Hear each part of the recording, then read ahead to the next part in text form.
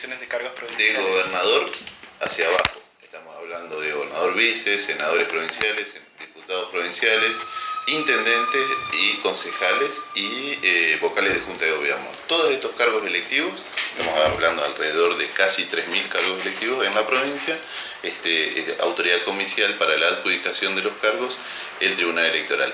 A diferencia de lo que son los cargos nacionales que fueron electos en los pasados comicios del 25 de octubre en forma simultánea, eso de la autoridad comicial es el Juzgado Federal en primera instancia y la Junta Nacional Electoral del distrito que corresponda, en este caso Distrito Entre Ríos, la Junta Nacional Electoral, que tiene sede en la Secretaría Electoral Nacional, es la autoridad comicial para los cargos electivos de parlamentarios de Mercosur, diputados nacionales, presidente y vicepresidente de la Nación.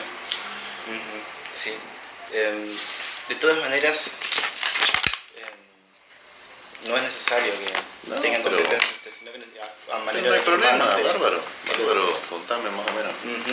Sí, necesitaba saber más bien opiniones personales de lo que usted ve desde su cargo, desde la función de secretario del Tribunal Electoral, porque al fin y al cabo, por más que no tengan competencia el Tribunal Electoral de Entre Ríos, terminamos siendo claro, operadores del sistema electoral, no solamente provincial ni nacional. Si no, Desde ya la participación es activa, nosotros tenemos relación directa con los partidos.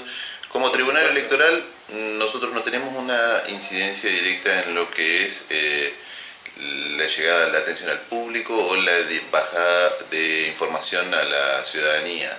Nosotros tenemos como tribunal la incidencia directa o la relación directa con los partidos políticos y con los apoderados generales de esos partidos.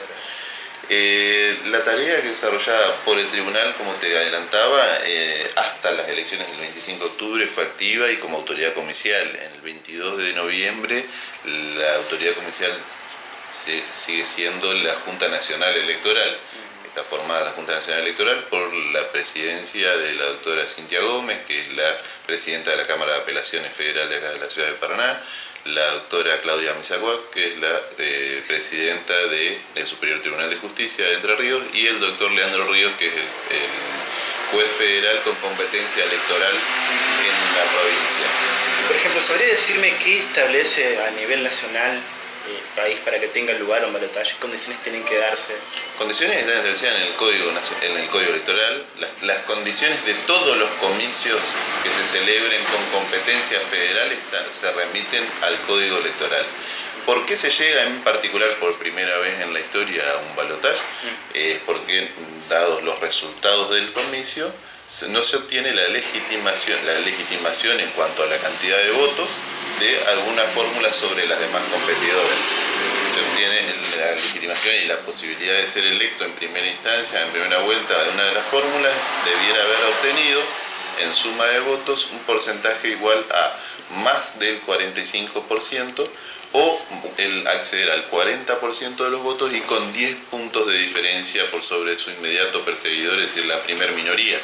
En este caso, los resultados han arrojado una proximidad inferior a los 10 puntos de diferencia entre quien obtuvo la mayoría de votos y la primer minoría y no ha excedido el 40%, o sea que no reúne ni ninguno de los dos requisitos que se exigen para poder proclamarse vencedor y electo presidente en primera instancia. Por eso se convoca a la segunda vuelta o balotaje para el día 22 de noviembre. ¿De qué cargos aplica la segunda vuelta? Solamente presidente y vice. Solamente presidente. Nosotros en el orden provincial, que como te decía somos autoridad comicial, la simple mayoría de votos, la simple mayoría de sufragios, así estemos hablando de 1, 10 o 15 o miles de votos, otorga la calidad de gobernador electo, senador electo, diputado electo o intendente electo, sea cual fuera el caso. ¿Podés reiterarme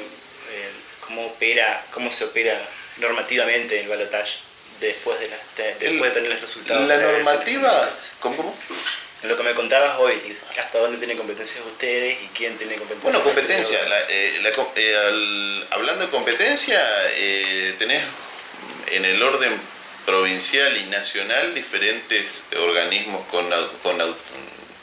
no sé si decirlo competencia en materia electoral, porque hay organismos como por ejemplo este Tribunal Electoral que no es propiamente jurisdiccional. Tenemos organismos como el Tribunal Electoral de la Provincia de Entre Ríos que no es jurisdiccional, y tenés propiamente juzgados, como en el caso de la Junta Nacional Electoral de Distrito, que está compuesta íntegramente por jueces. Por eso no sé si es propio hablar de competencia, pero sí en atribuciones propias y atribuciones y funciones compartidas. En lo que respecta a las elecciones pasadas, que fueron el 9 de agosto las PASO, el 25 de octubre las generales, se adhiere la provincia de Entre Ríos mediante decreto al régimen de simultaneidad. El régimen de simultaneidad es el que va a determinar en los términos de ese decreto cuáles son las funciones que van a cumplir cada uno de esos organismos que van a formar parte del proceso electoral. En el caso del Tribunal Electoral de Entre Ríos va a ser la autoridad comicial para los cargos electivos dentro de la provincia. Estamos hablando de gobernador y vice, hacia abajo en decreciente hasta vocales de Junta de Gobierno, siendo la Secretaría Electoral Nacional el órgano comicial, la autoridad comicial para los cargos electivos de índole nacional. Estamos hablando de presidente y vice, parlamentario del Mercosur y diputados nacionales. El régimen de simultaneidad establece que el Tribunal Electoral va a ser autoridad comicial hasta se celebra un convenio entre provincia y nación por intermedio de la Secretaría Nacional Electoral, en la cual se determinan que las funciones dentro del proceso electoral son las siguientes. El proceso electoral se divide en concertación de alianzas. Tenemos todo un cronograma fijado a nivel nacional, la Cámara Nacional Electoral, en la que establece cuáles son los plazos de vencimiento de los diferentes procesos, de los diferentes pasos del proceso electoral. Entre ellos se reconocen algunos muy puntuales, como lo son el fin del plazo para formalizar alianzas, el fin del plazo para oficializar listas, el fin del plazo para presentar boletas, el fin del plazo para la campaña, la fecha de la elección, la fecha de inicio del escrutinio, finalización del escrutinio, proclamación de candidatos. Todos esos plazos están determinados de acuerdo a un cronograma, y sobre ese cronograma se trabaja en las funciones propias de cada uno de los organismos. Nosotros, en el convenio que se celebró entre provincia y nación, establece que las funciones y las atribuciones del Tribunal Electoral se extienden desde de la convocatoria por parte del gobernador a las elecciones, fijando como fecha de los comicios las mismas que fija el decreto de convocatoria de la Nación. Entonces allí se consagra la simultaneidad de las elecciones y se rige a partir de allí para algunos pasos del proceso por la ley nacional. Al aplicarse la simultaneidad de las elecciones ya remite no solamente al orden provincial, sino para lo que es oficialización de boleta en adelante, que es el punto en el cual deja de ser el Tribunal Electoral la autoridad comicial y pasa a ser el Juzgado Federal. A partir de allí se aplica la ley nacional. Previo a eso tenemos la concertación de alianzas, la presentación de las listas, oficialización de listas. Todo ello corresponde en el orden provincial al Tribunal Electoral. Pasado ello, se oficializa boleta en el Juzgado Federal, se presentan los modelos de boleta y la distribución de urnas y repliegue de las urnas le corresponde también a la Secretaría Electoral Nacional por convenio que celebra con la provincia. Se realiza el escrutinio definitivo en la sede de la Secretaría Electoral Nacional y se comunican a los apoderados generales y a la ciudadanía en general los resultados del escrutinio definitivo. Una vez que se tienen esos resultados del escrutinio definitivo, la Justicia Federal retiene para sí y para proclamar los vencedores de los candidatos para cargos electivos nacionales y remite al Tribunal Electoral los resultados definitivos de los cargos provinciales. Nosotros volvemos a ser autoridad comicial en esa instancia y le remitimos a las juntas electorales municipales para que proclamen los vencedores en sus respectivas jurisdicciones, es decir, para las intendencias y juntas de gobierno, proclamen quiénes fueron los vencedores y apliquen el régimen de integración de los cuerpos colegiados. Estamos hablando de juntas de gobierno tienen su régimen en particular de acuerdo a la cantidad de votos, cuáles van a ser designados como vocales de los diferentes partidos, así como los consejos deliberantes de las intendencias. Consejo Deliberante se aplica el mismo régimen de integración que lo que es para la Cámara de Diputados. Ese trámite lo hace en los cargos provinciales del Tribunal Electoral, determina quiénes son electos y proclama y entrega las correspondientes constancias y diplomas, y en los órdenes municipales los hacen las juntas electorales municipales de las cabeceras departamentales. Nosotros puede plantearse de que algún partido o algún ciudadano o algún candidato esté disconforme con lo resuelto por la Junta Electoral Municipal. En ese caso puede plantearse una apelación sobre la resolución de la Junta Electoral Municipal, que está formada por el juez de mayor antigüedad de la cabecera departamental, el fiscal, el defensor y el secretario del Consejo Deliberante. Esos conforman la Junta Electoral Municipal. Emiten resolución fundada. Quien se esté disconformando de lo resuelto allí puede plantear una apelación, y esa apelación y ese expediente se eleva para resolución en el Tribunal Electoral. Nosotros somos organismo de alzada de las resoluciones de las juntas electorales municipales. Termina resolviendo el tribunal la cuestión y vinculante. Volviendo al tema de la segunda vuelta, ¿qué demanda o qué diferencia en cuanto a problemáticas, por ejemplo, presentadas han tenido en el Tribunal Electoral de la provincia? En el Tribunal Electoral de la provincia, en particular, ninguna, de hecho, porque no somos órgano competente para entender en lo que es el balotaje, puesto que el balotaje es una instancia procesal de proceso electoral prevista solamente para cargo nacional, en este caso en particular para presidente y vicepresidente de la Nación.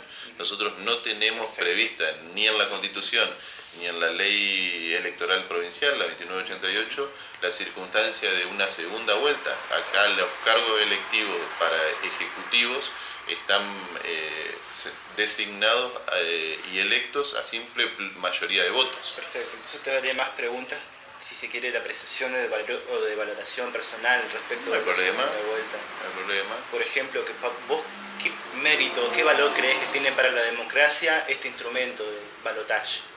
Bueno, es una herramienta que tiene como finalidad, entiendo yo, buscar la legitimidad de aquella fórmula que, a la vista de una oferta electoral amplia, ha dispersado el voto del electorado en diferentes candidatos sin lograr que uno de ellos se imponga por una mayoría calificada y poder investirlo de una legitimidad que le permita la gobernabilidad pacífica. Entiendo que al haber una oferta electoral amplia, el electorado ha volcado sus intenciones de voto en diferentes candidatos sin concentrar la mayoría calificada en uno, y es una forma de legitimizar a aquella persona que ha logrado la mayoría de la intención de voto, pero no ha podido convencer de sus convicciones al electorado, y poder darle la oportunidad de sentirse identificado el electorado con algunas de las dos ofertas electorales de mayor cantidad de sufragios, y poder otorgar legitimidad a esa persona, a esa fórmula y a ese partido que va a acceder al gobierno. Es una herramienta que entiendo yo tiende a legitimizar el próximo gobierno. ¿Y qué perspectiva tiene, por ejemplo, puntualmente de este balotaje que se viene, según los resultados que obtuvimos en las elecciones generales del 25 de octubre? Bueno, las perspectivas son, más que perspectiva, expectativa de ver si hay en vista a los resultados y a las previas a las elecciones de que se han llevado adelante, sí va a depender mucho de qué forma transmitan seguramente los candidatos sus intenciones, sus propuestas. ¿Sí? Hemos asistido a una elección totalmente pacífica y plagada de spot publicitarios, plagada de propaganda, plagada de no sé qué repercusión tiene eso en el electorado, Pero a nivel personal entiendo que va a ser, a ver, me cuesta mucho, formando parte de lo que es el proceso electoral, emitir una opinión personal sin relacionarla a la función de cada uno. Nosotros evaluamos una elección independientemente de quién resulte vencedor, en tanto y en cuanto la elección sea en términos normales, fluido y pacífica, sin tener inconvenientes ni denuncias que así lo entorpezcan al proceso electoral y a la fiesta cívica, como dicen varios. Pero por eso te digo, a nivel personal la expectativa es que se desarrolle con normalidad, que sea un proceso comercial limpio y que bueno, el electorado pueda volcar su intención sin ninguna restricción, y en tanto y en cuanto ello ocurra vamos a estar festejando independientemente de quién fuera el victorioso. Se habla mucho, por ejemplo, y se cuestiona o se malentiende muchas veces el tema de la incidencia de los votos en blanco en la segunda vuelta. ¿Qué incidencia real tiene? En el caso, los votos en blanco tienen incidencia directa en algunas categorías y en otras prácticamente no tiene aplicación. Sí es cierto, yo te puedo analizar lo que fueron los números de, por ejemplo, comparando las primarias y las generales, que fueron las dos últimas elecciones pasadas inmediatas que tuvimos, y se ha notado un número importante. Disculpa un segundito. Te llamo seguida, estoy en una entrevista. En la cual tuvimos en las primarias un número importantísimo de voto en blanco y en las generales disminuyó considerablemente. El voto en blanco se tiene en cálculo, se toma como voto positivo, para todos los trámites. Por ejemplo, nosotros tenemos parámetros de cálculos para cargos electivos, tanto ejecutivo como para integrar el cuerpo colegiado, como son las cámaras de diputados, en la cual se toma como base de la elección, del número de la elección, los votos positivos y los votos en blanco como votos válidos. El voto válido es el que se toma en cuenta como piso para reformalizar los cálculos de porcentaje y los cálculos de cocientes electorales. En este caso, los votos en blanco han tenido una entidad importante en las primarias, no así en las generales. Ha disminuido muchísimo el voto en blanco y se tiene en consideración desde ya para formalizar no solamente el porcentaje que le permite a una fórmula acceder a las generales, como tenemos el piso del 1% en la provincia y 1,5% en la nación para poder acceder al comicio general. Se toma en cuenta el voto en blanco desde ya, y eso ha determinado que algunas fuerzas electorales el voto en blanco engrosa el porcentaje o el número exigido de sufragios para poder participar, y no le ha permitido ese porcentaje del 1% a algunas fuerzas electorales que no accedan a participar en las generales. Puntualmente en el balotaje, tratándose de una sola categoría y ese neologismo que tenemos, que relacionamos voto en blanco con voto a favor para el que va ganando. No. ¿Por qué crees que se malinterpreta eso y pensás que puede tener alguna incidencia hipotéticamente si llegara a haber un número importante habiendo en la categoría presidencial en segunda vuelta? Habiendo una oferta electoral tan limitada como dos fórmulas, el voto en blanco no va a tener incidencia. Va a haber una mayoría de voto a favor de una persona u otra. Hay dos listas. El voto en blanco puede llegar a tener incidencia cuando estamos hablando de una elección o de una oferta electoral amplia. En el caso en el que nos va a ocupar ahora en el 22 de noviembre, tenemos una oferta electoral limitada a dos candidatos, dos fórmulas, en el cual el voto en blanco va a participar como en todas las elecciones de aquella persona que no ha definido su voto, y en mayor o menor número pasa generalmente con el electorado, pero no va a tener incidencia en lo que se busca con la segunda vuelta, que es obtener un vencedor que tenga la legitimidad de los sufragios. Perfecto, no le quito más tiempo, por favor. Ha servido un montón, le agradezco infinitamente.